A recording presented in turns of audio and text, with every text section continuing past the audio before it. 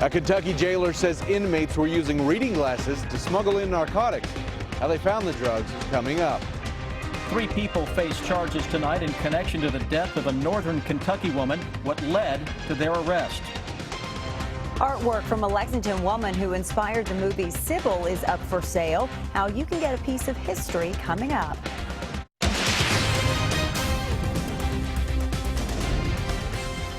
This is WKYT News at 5:30.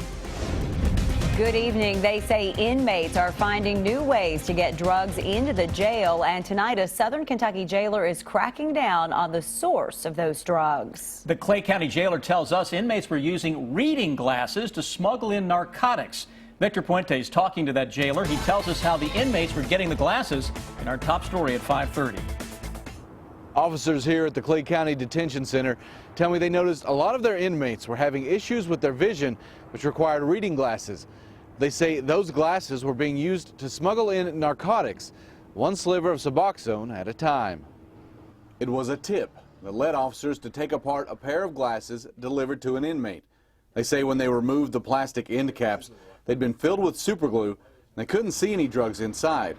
So they enlisted some help from Boris, their drug dog. And he sit down on them and pretty well told us there was drugs in the glasses.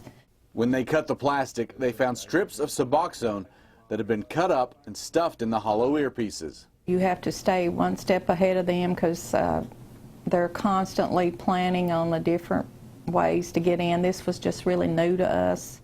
In one case, the glasses were mailed, but in several others, friends and family members have tried to slip the glasses in during visitation. Those people may end up on the other side of this glass. We do have some pending charges on people that's mailed these in or brought them in. Smallwood says previously they've seen Suboxone tried to be smuggled in letters or by prisoners out on work release, but this was a first for her office. The jailer tells me that from here on out, if any inmates should need reading glasses, they'll have to purchase them from the jail commissary. In Clay County, Victor Puente, WKYT. Last July, jail workers in Lincoln County found pieces of Suboxone stuck behind hearts attached to a love letter sent to the jail.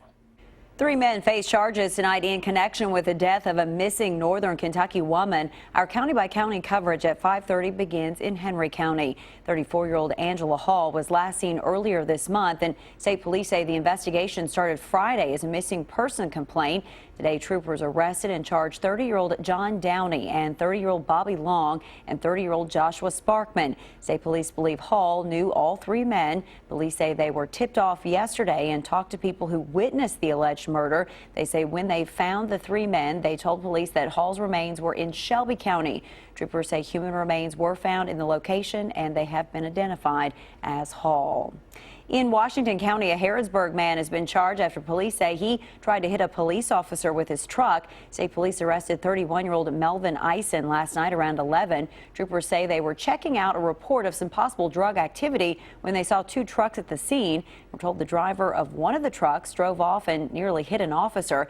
State police say the officer fired his weapon at the vehicle. Troopers later tracked down the truck in Harrodsburg and found Eisen. He's been charged with wanton endangerment of a police officer. And in Laurel County, police have arrested a man after he was trying to help a woman unlock her car. London police officers say that they were trying to help a woman with her vehicle's key that was bent. They tell us 40-year-old Stephen Williams told the officer he had tools in his trunk that would help. But police say when Williams opened his trunk, they found 19 bags of marijuana. Williams was arrested and charged with trafficking. New tonight, arrangements have been made for a teenager killed over the weekend. Neighbors found 18-year-old Jamal Gossett shot to death in an SUV on Kent Drive Sunday night. He recently graduated from Bryan Station High School. His visitation is Monday at Main Street Baptist in Lexington.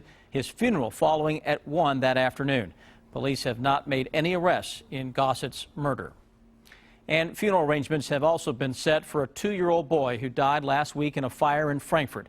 Visitation for Demetrius Johnson will be Friday at 11 a.m. at First Corinthian Baptist Church. His funeral will follow at noon. Johnson's mother and sister were also injured in the fire. They're recovering right now at a Cincinnati hospital. Investigators are still trying to figure out what caused that fire.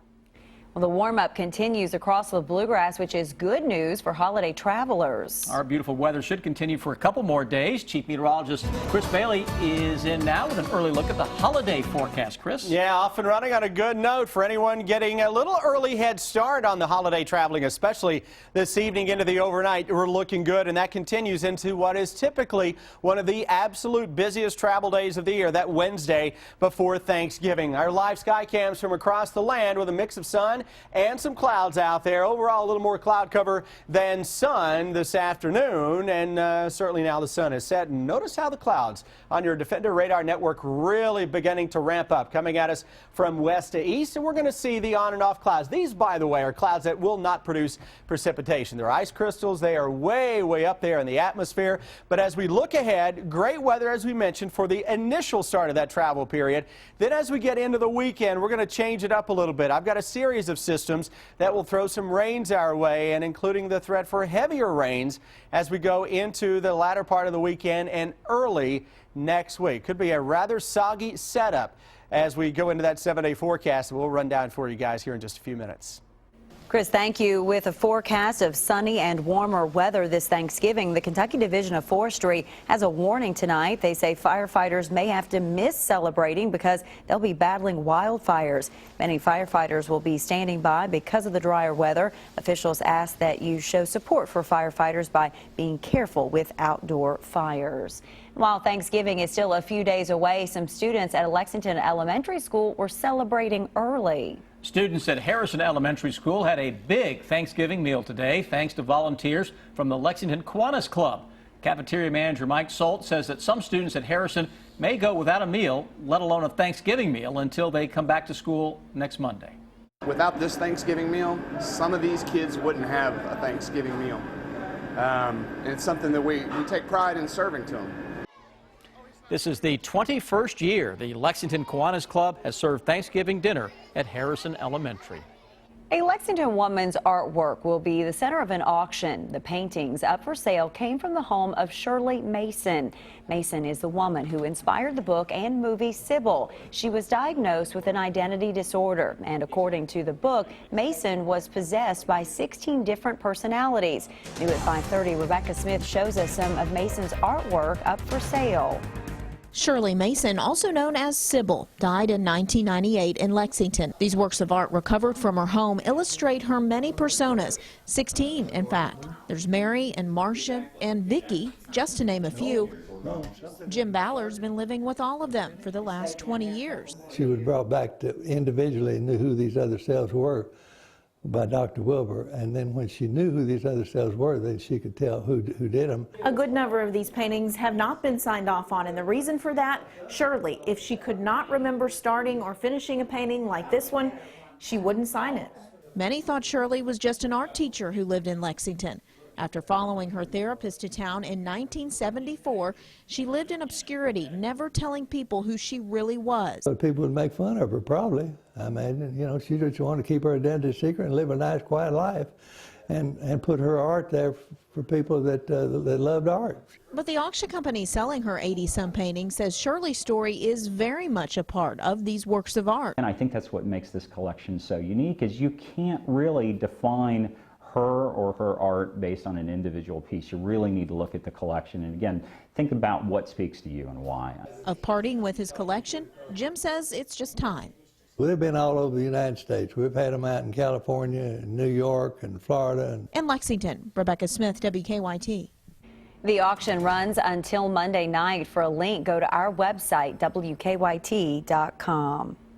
The holidays are typically a time when many of us count our blessings and try to help the needy and vulnerable. Alicia of Carlisle is asking our good question today. I know there are many programs to help children and families at Christmas, but are there any programs to help the disabled or elderly at Christmas? Now, there are many, many holiday programs and services throughout the Bluegrass to help the elderly and disabled. I'm just going to touch on a few here. The YMCA Christmas Ball is December 12th from 6 to 9 p.m. at the Frankfort Convention Center. It's a holiday-themed event for people with intellectual disabilities and their caretakers, and it is free. Again, that's December 12th. The Salvation Army in Lexington offers a free Thanksgiving Day and Christmas Day meal open to the public. They also deliver to the elderly and the homebound. Year-round, the Nathaniel Mission in Lexington offers free vision exams, glasses, free diabetic supplies, clothes, and free groceries 3 days a week. They also serve hot meals daily. This is for residents only of Fayette County. And I want to throw one more in there, the Bell House in Lexington. They have programs for seniors, including next month, holiday music and a Christmas potluck. There are many other holiday programs at schools, churches, and community centers. Just call your local city hall for details on those. To submit a good question, log on to WKYT.com. A Lexington car dealership is helping firefighters this holiday season. Today, Paul Miller Ford announcing they are donating the use of a new vehicle to the Firefighters Toy Program. Firefighters will be able to use the 2015 Ford Transit 350 to transport toys. Paul Miller Ford is accepting new unwrapped toys, or you can drop off toys at any Lexington fire station. A Lexington freshman will soon be a certified world record holder. Lucas Etter, a student at Henry Clay High School, has set a Rubik's Cube speed record. Etter's time for a single solve of the Rubik's Cube is 4.9 seconds. He set that record on Saturday during a World Cube Association sponsored competition outside of Baltimore. His time will be a Guinness World Record after a 2-month application process.